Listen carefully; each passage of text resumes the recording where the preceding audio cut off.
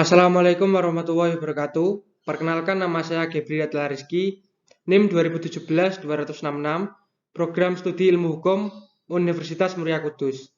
Anda mungkin bisa menunda, tetapi waktu tidak menunggu.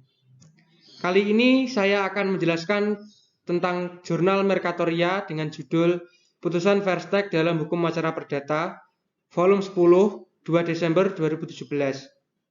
Nomor PISSN 1979-8652, nomor EISSN 2541-5913, terakreditasi Sinta Dikti peringkat ketiga. Putusan Verstek merupakan bagian dari hukum acara perdata di Indonesia. Putusan Verstek tidak terlepas hubungannya dengan beracara dan penjatuhan putusan atas perkara yang disengketakan, yang memberi wewenang kepada hakim menjatuhkan putusan tanpa hadirnya tergugat. Putusan Verstek berkaitan dengan ketentuan pasal 125 ayat 1 HIR. Pasal 125 ayat 1 HIR menentukan bahwa putusan Verstek yang mengabulkan gugatan diharuskan adanya syarat-syarat sebagai berikut. 1. Tergugat atau para tergugat kesemuanya tidak datang pada hari sidang yang telah ditentukan. 2. Ia atau mereka tidak mengirimkan wakil atau kuasanya yang sah untuk menghadap. 3. Ia atau mereka kesemuanya telah dipanggil dengan patut. 4. Petitum tidak melawan hak. 5. Petitum beralasan. Berdasarkan pasal 125 ayat 1 HIR, hakim berwenang menjatuhkan putusan di luar hadir dan atau tanpa hadirnya tergugat dengan syarat-syarat tertentu. A. Tergugat atau para tergugat kesemuanya tidak datang pada hari sidang yang telah ditentukan atau tidak mengirimkan jawaban. B. Tergugat atau para tergugat tersebut tidak mengirimkan wakil atau kuasanya yang sah untuk menghadap atau tidak mengirimkan jawaban. C. Tergugat atau para tergugat tersebut telah dipanggil dengan sah dan patut. D. Gugatan beralasan dan berdasarkan hukum.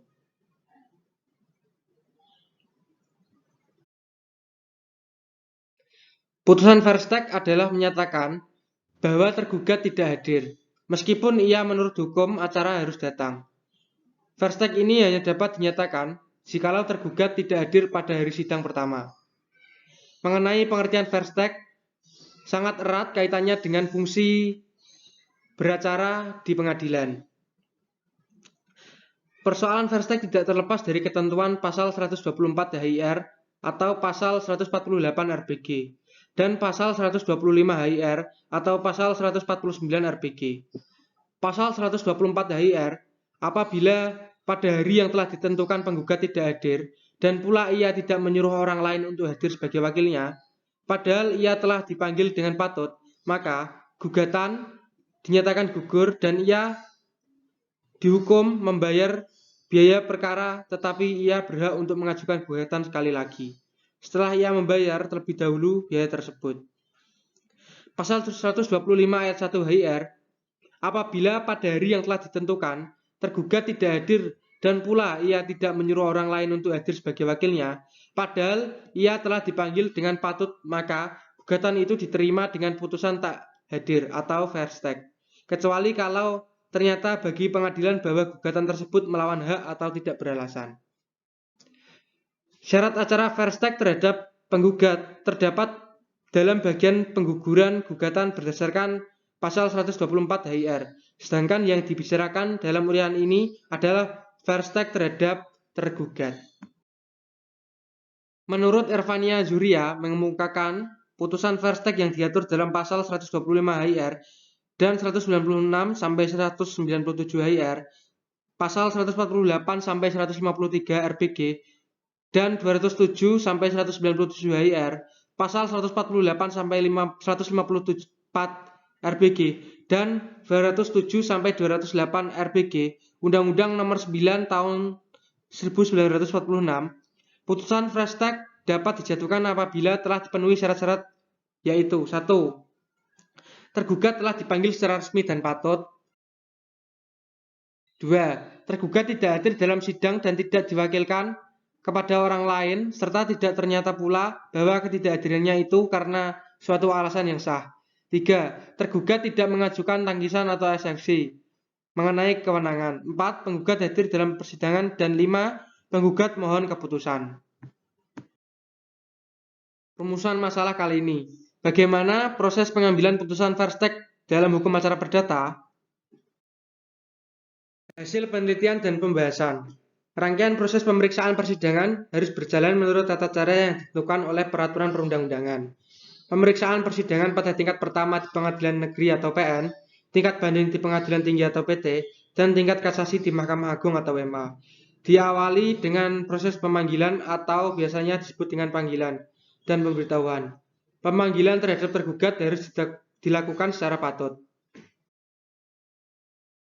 Setelah melakukan panggilan, jurusita harus menyerahkan risalah atau rilis panggilan kepada hakim yang akan memeriksa perkara tersebut yang merupakan bukti bahwa tergugat telah dipanggil. Oleh karena itu, sah atau tidaknya pemanggilan dan pemberitahuan yang dilakukan oleh pihak pengadilan sangat menentukan baik atau buruknya proses pemeriksaan persidangan di pengadilan.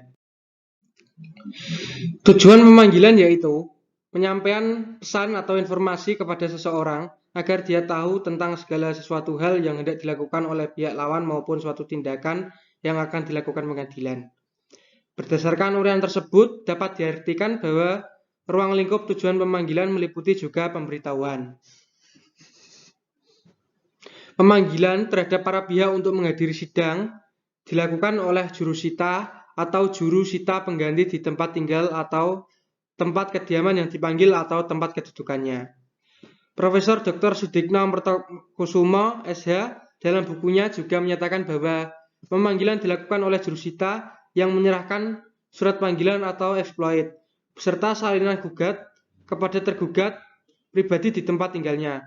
Hal ini sebagaimana dituturkan dalam pasal 388 ayat 1 Jo, pasal 390 ayat 1 HIR yang berbunyi, semua jurusita dan suruhan yang dipekerjakan oleh majelis, pengadilan dan pegawai umum pemerintah mempunyai hak yang sama dan diwajibkan untuk menjalankan panggilan, pemberitahuan, dan semua surat jurusita yang lain. Juga menjelaskan pemerintah hakim dan keputusan-keputusan. Berdasarkan ketentuan yang diatur, dapat ditarik kesimpulan sebagai berikut. A. Pemanggilan dilakukan oleh jurusita sesuai dengan kewenangan relatif yang dimilikinya. B.